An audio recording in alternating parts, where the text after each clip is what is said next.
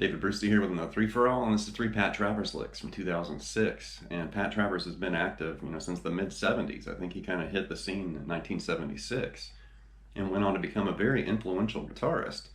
And even though a lot of players, these days they don't really know his name or they don't really remember his music, but back in the 70s, he definitely kind of pushed the guitar forward, doing volume swells and these pull-off licks and very intense bending and phrasing. Really cool guitarist. And, he's been on the scene for a long time. He's from Toronto, Canada, and kind of a continuation of this Canadian invasion that I've featured, on this channel, featuring groups like Rush and Triumph and Nick Johnston and a whole bunch of people.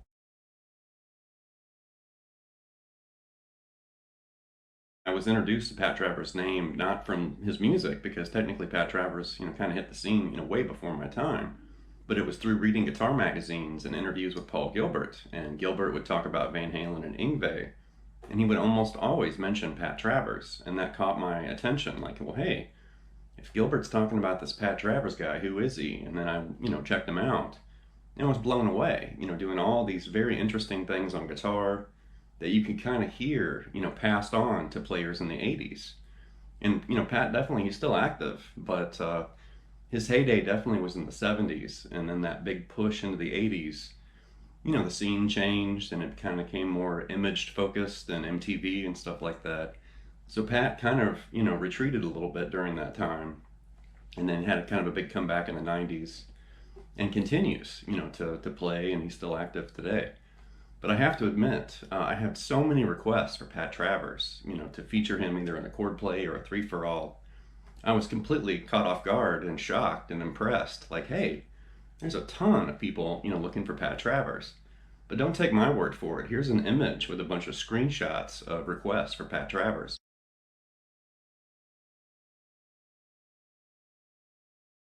The licks in this lesson actually come from a song from Pat Travers called Stevie, and this was on the Makin Magic album from 1977.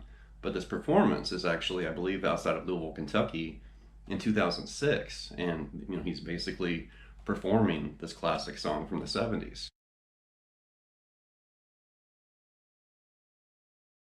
Okay, the first lick really isn't a lick, it's the opening of the song Stevie, and Pat's doing this kind of really slow melodic pull-off pattern like this.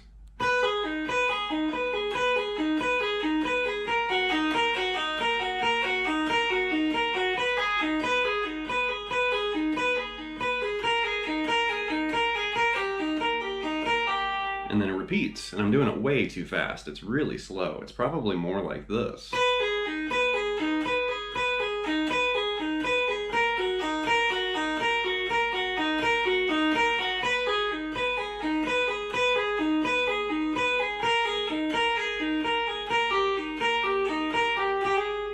And basically we're flirting with the chord progression there, and we're using this open string kind of pull-off pattern, but he's basically playing A minor, and then E minor, and then A minor, and then it's basically an E sus4 to E major. But he's not doing it with chords like that, he's doing it with these open string pull-offs. So right there, that's going to function as A minor. Because you basically have, C, A, and E, and those 3 notes together spell an A minor chord, or arpeggio. And then right there, you're going to move to this, and that's B, G, and the high E.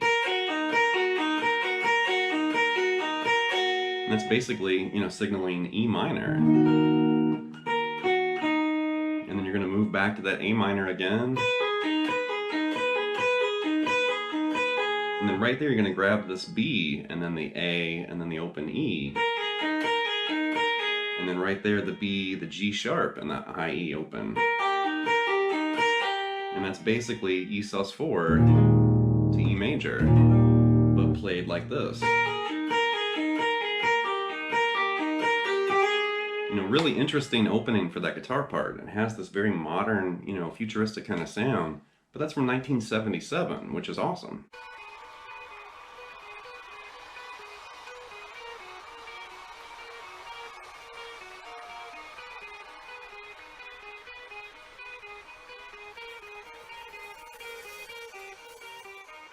Okay, Okay, the next lick is actually a harmony guitar part that's featured in this performance. Now, this wasn't included on the original studio recording from '77.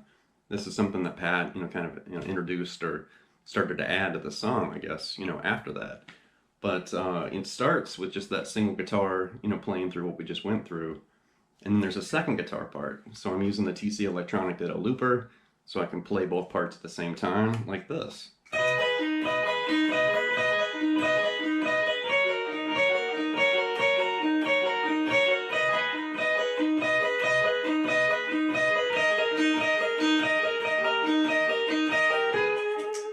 So right there, we're basically playing a harmony, and it's basically using thirds and fourths, minor and major thirds and perfect fourths, as far as the actual harmonization.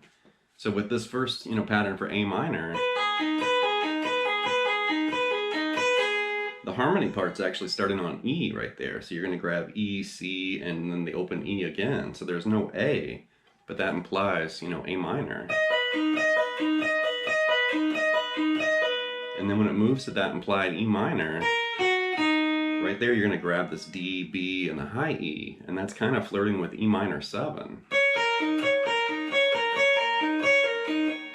And then go back to this E, C, E pattern again. And then you're going to stretch an extra fret right there and grab E, B, E. And that part doesn't really change, even though the first guitar part does. You can kind of hear that, progression or whatever underneath that harmony part. So all that together one more time like this, and of course it's way too fast. It's supposed to be, much slower, but something like this.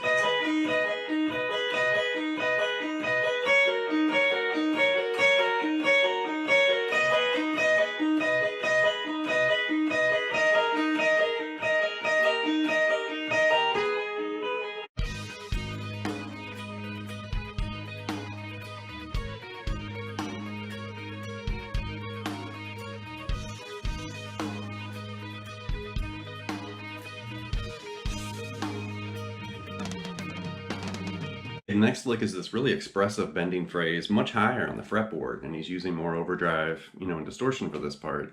And he's also targeting the major 7th, which is really cool. It's basically, A minor pentatonic, but he introduces this G sharp right there, like this.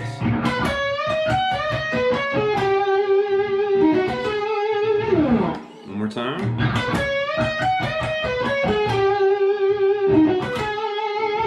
So we're basically playing out of A minor pentatonic, the box right there. And then right there, grab this A and go to G sharp.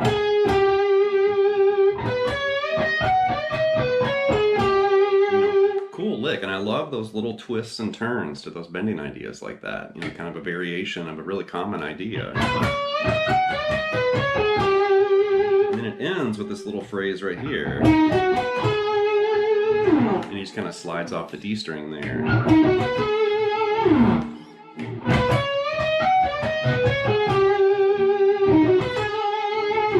Cool lick.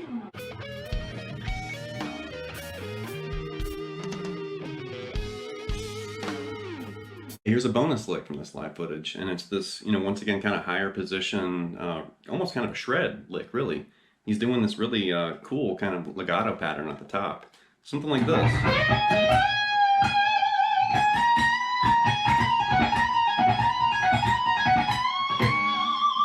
So one more time.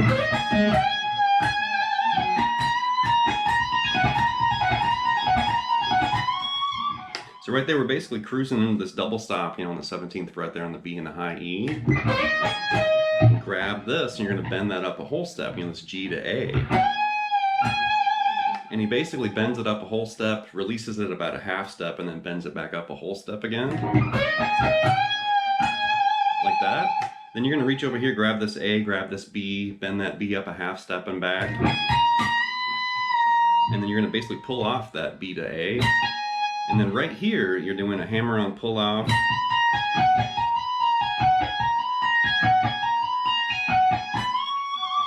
And right there, you're basically doing this, B, C, B, A, G kind of pattern for that hammer-on pull-off lick.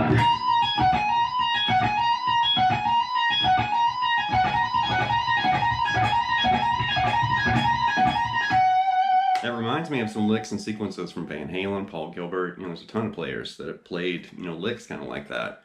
But here's Pat Travers, probably, one of the early, like origin, players of that kind of phrasing.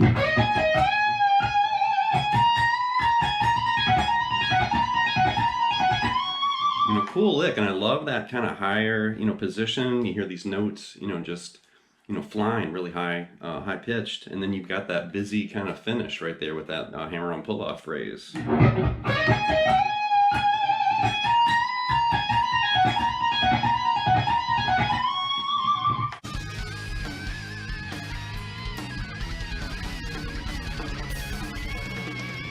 That's going to wrap this look at 3 Pat Travers licks from 2006. Definitely a very exciting and dynamic player. Not really a household name. I mean, guitarists know him, and he's kind of a player's player. But it is kind of unfortunate that he's not more, respected or well known in today's world, because he's kind of overlooked, or, I don't really want to say forgotten, because he does have a big fan base. Hammerheads, I think they're called. But, Travers is a great guitarist and, a pioneer, very influential. And, a lot of times those players are important, but then whatever happened after their pioneering days seems to kind of overshadow, their importance or what they actually did. And I think in Travers' case, he was definitely rocking the 70s. And then by the time Van Halen in the 80s came, it kind of pushed him a little bit out of the scene in a way, even though he influenced all those 80s, rock guys for sure. So anyway, leave some feedback and some comments. Please subscribe to Midnight Lessons, and I'll be back before you know with more content and material. Thank you.